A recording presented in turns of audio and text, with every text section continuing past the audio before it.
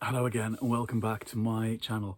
It's Bank Holiday Monday, which means it's really quiet in the UK. I like these days. It's an excuse not to work. If you're freelance, you end up working all the time. You have to be quite clever and careful to make sure you have proper time off. Having said that, I've written a bit of a story today.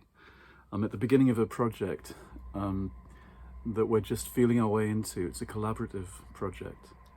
And I've ended up drawing and writing for this particular short story. But I chose to. It's okay. I've been reading as well with Socks, who's adopted my chair completely. I'm sitting on the very edge of my reading chair. Can you believe it?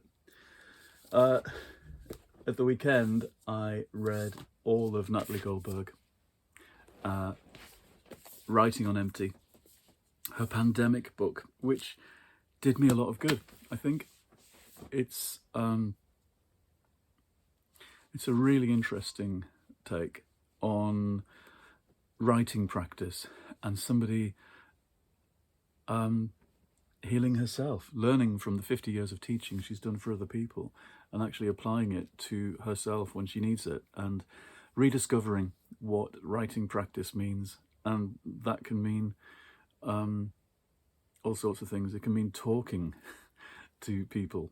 It can mean going somewhere new or reconnecting with people in your memory or reconnecting with old books that you've read before that made you the person you are, or new books that you've never read that present a challenge in today for you. And she covers all those things. And in her voice, which is ineradicable and familiar and very welcome. So I was glad of this weekend after, as you know, a couple of weeks of soul searching and times not without difficulties in my own career.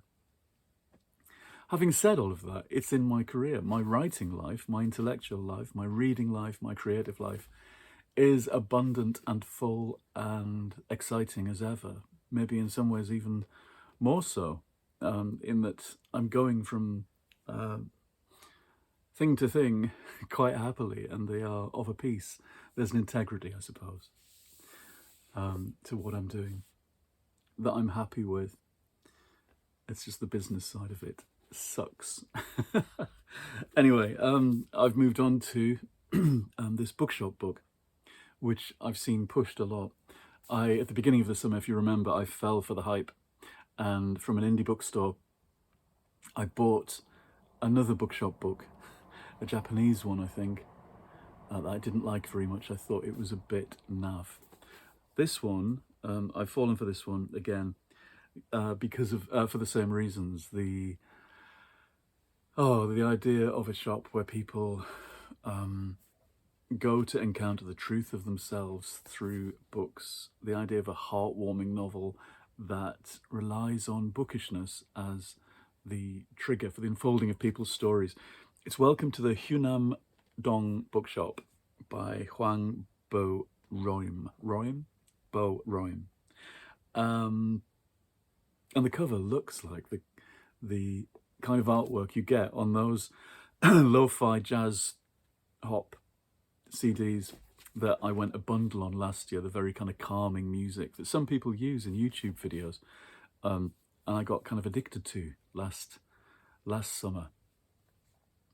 Anything that can kind of calm your mind at certain points is good, and that kind of ambient music is what it is, and that's what they've made this look like. So I was thinking maybe it's going to be a bit of a softy ambient novel like the other one was, but actually I like the characters straight away. This kind of girl who starts a bookshop with no idea how to invite people in. She actually puts them off by sobbing at the counter and giving recommendations that apply to her. She's not reaching out to them and thinking what her customers might like.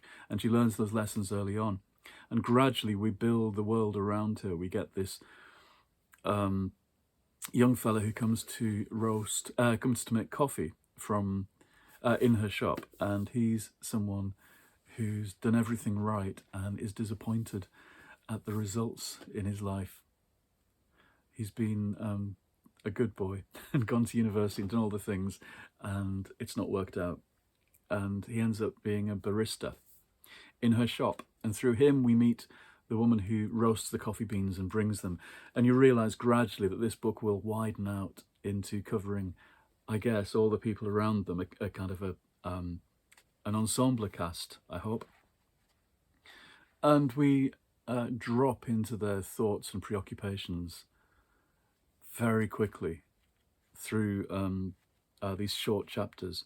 Straight away, the little cards that our heroine, Yongju, leaves inside books, which are her kind of personal responses to things, key us straight into themes of loneliness and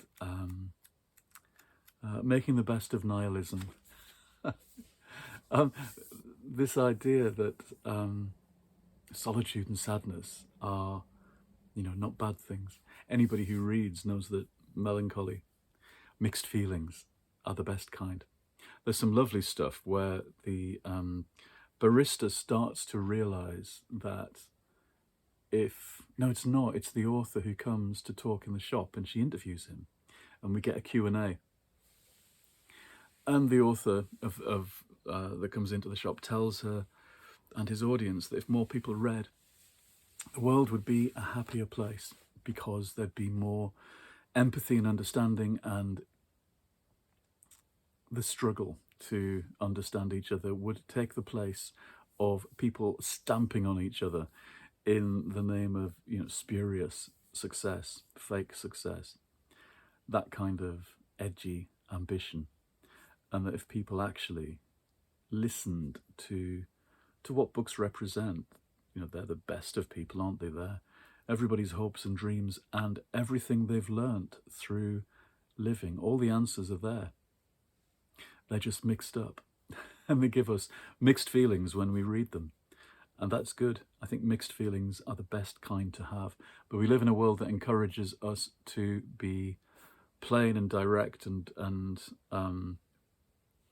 unequivocal in our opinions, which is why when you get to things like politics, the people who, even if they're lying and talking out of their arses, so long as they sound determined and aggressive, more people listen than to those who lay out all the issues and talk about how actually it's quite complicated.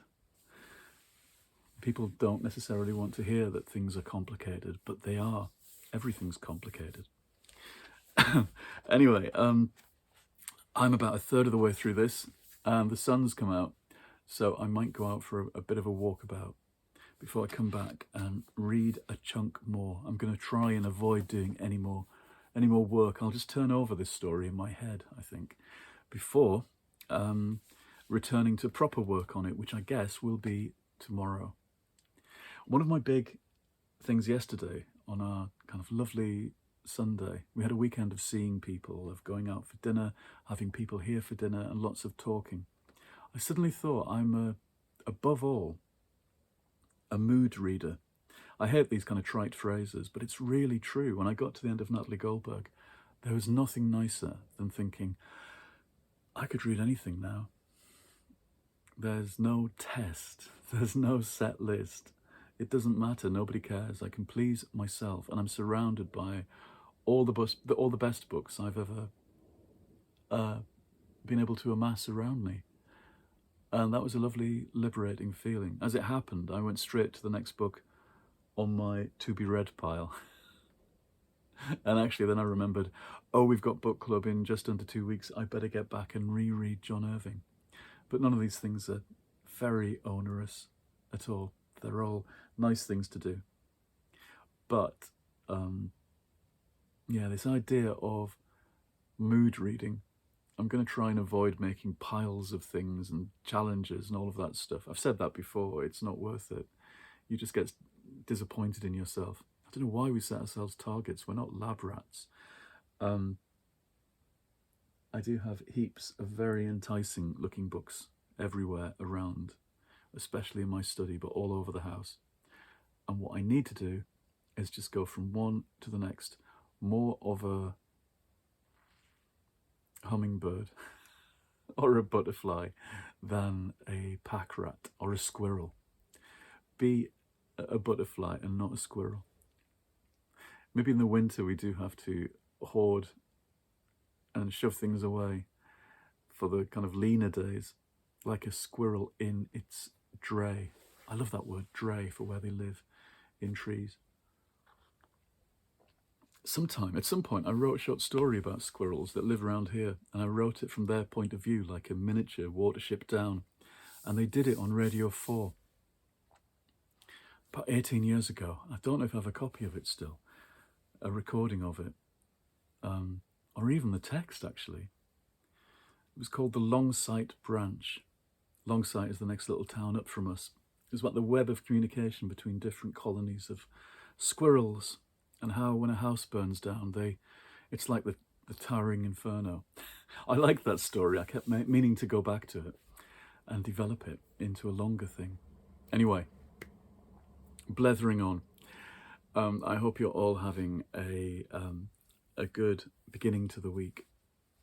And I hope those of you who are having a bank holiday Monday are enjoying it. And I will see you again soon in the next episode. Goodbye.